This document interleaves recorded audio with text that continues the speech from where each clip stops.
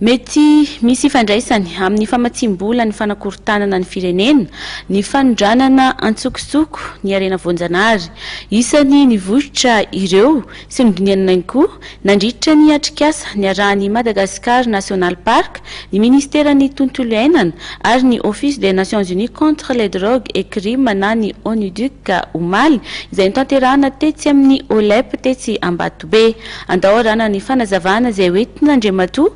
Ramiandrarivo Oliva, sekretera jeneral ny Ministeran'ny tontolo iainana. Mety izy tokoa fifandraisana amin'ilay resaka mety hoe fampiasam-bola amin'ny resaka mety hoe fanakorontanana n'ilay firenena,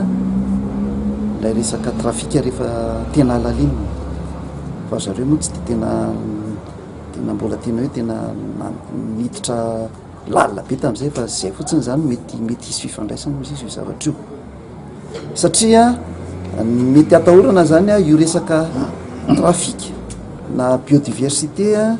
ireo dia raha ny zavatra fantatra zany zao araka ny fanadihadiana de hoe tena ahoana moa zany organiser io zavatra io organiser en réseau azonareo de zay le izy hoe mety isy zany antony hatramin'ny resaka riskana terrorisme ary resany to daholo ankoatran'le déstabilisation politique. Raha ohatra nareo ka nanara-baovao de nisy an'ireny tortue tratra sy izy tany ivelan'ireny raha tsy teny fotsiny ny zavatra nisy tany Malaisie no fiaraha-miasa tamin'ireny firenena ireny zany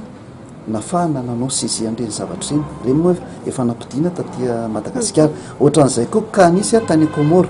voaingana koa nisy tortue sy izy tany dia tratra tany dia nampidiana taty Madagasikara. Zany hoe raha misy ny zavatra zany hita hoe mbola tsy ampy fa anjarantsika Madagasikara zany no miezaka manamafy an'izay coopération judiciaire miaraka amin'ireo firenena izay tena lalovan'ireo rena voajanahary tsika izay ondrana tsokosoko miala eto Madagasikara.